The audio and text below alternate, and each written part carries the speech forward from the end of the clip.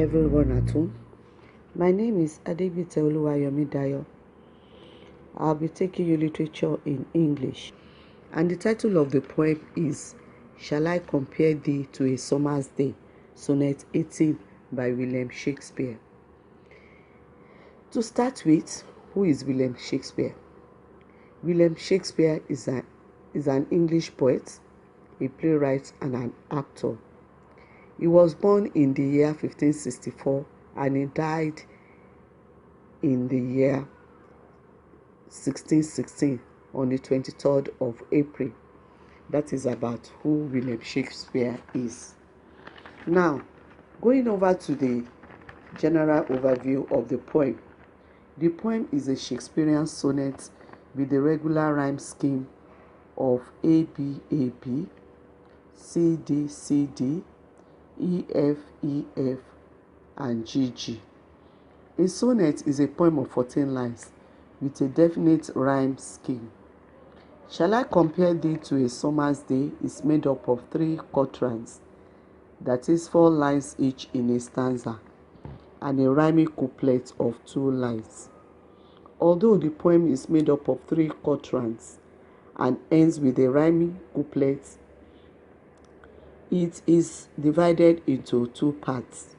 In the first 8 lines, the personae, that is the poet, points out the fact that his beloved or lover is more lovely and more temperate, unlike the summer season.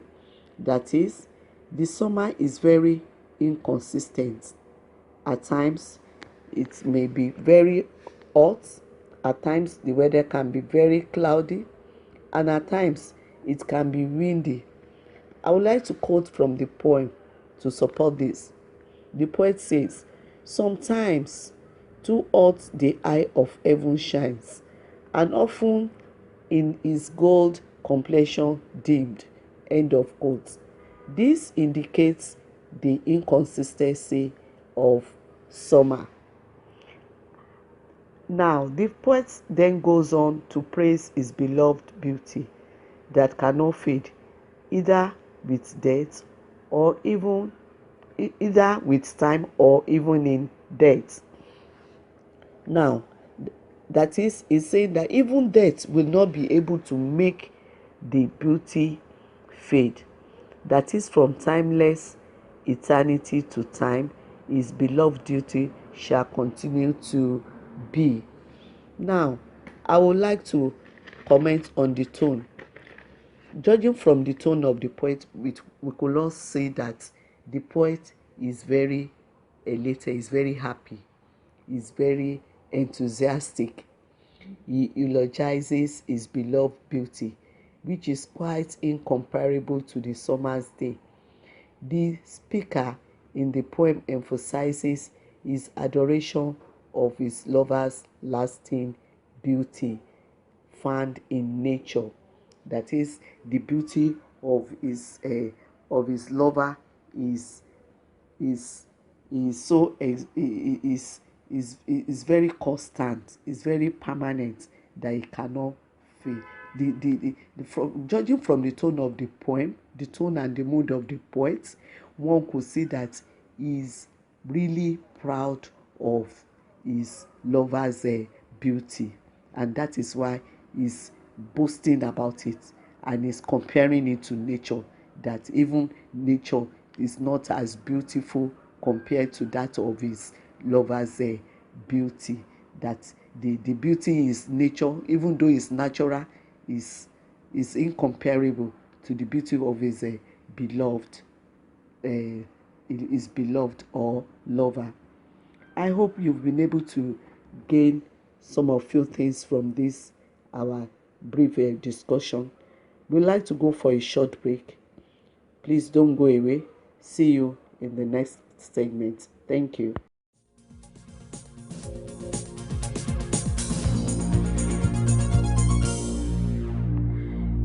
Hello, welcome back to the second segment of this program. I'm going to be discussing with you the theme and the content of the poem. The poem is one of the best known of 154 sonnets written by the English playwright, and poet William Shakespeare. In the sonnet, the speaker asks whether he should compare the young man to a summer's day, but notes that the young man has quality that surpass a summer's day.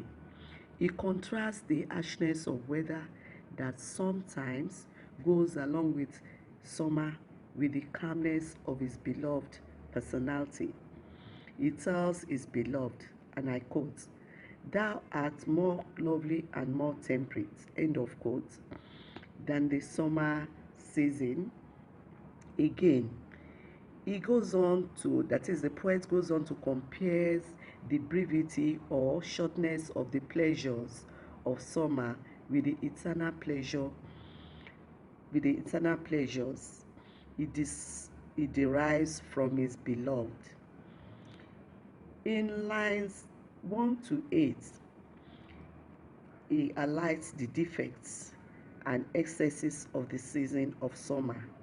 He goes on to exalt the immortality of his beloved in the subsequent lines 9 to 14.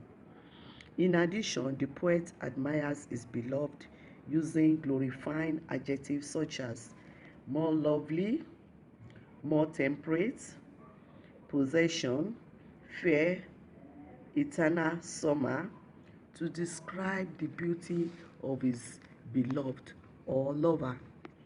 One can say that the poet is simply how to express his sincere love and admiration for his beloved, that he writes this piece of poetry or poem so that her beauty shall be forever spoken about. Now, point of note, the obvious message in the poem is that of admiration of incomparable beauty. The admiration of incomparable beauty.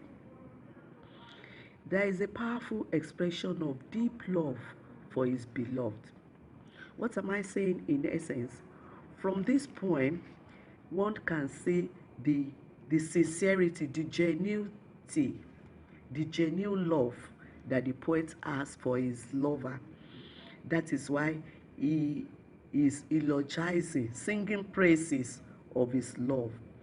And even the summertime that is one can regard as a very beautiful, a nice weather, he said his lover's beauty cannot be compared to summertime. That summertime changes, is very inconsistent, it fades, but there is an element of permanency. That is, the beauty of his beloved does not change, can never fade like that of summer season that is subject to changes because of the weather, as change in weather.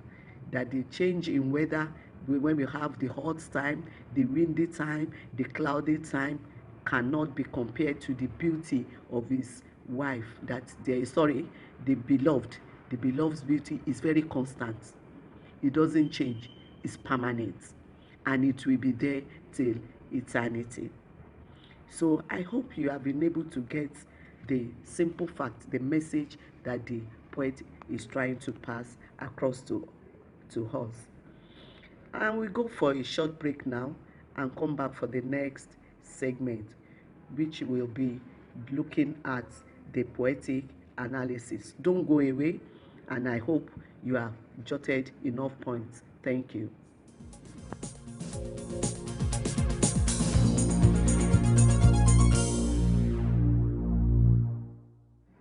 I welcome you all back to the next segment of the program, which is the poetic analysis.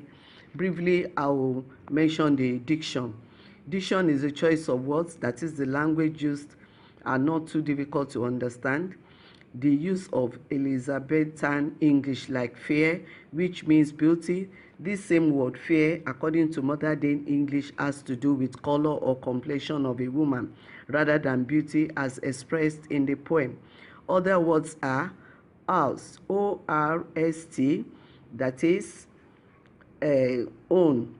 Then wonders, that is WODER apostrophe and S, which means wonder, and growth, which is GROW apostrophe and ST, which means grow.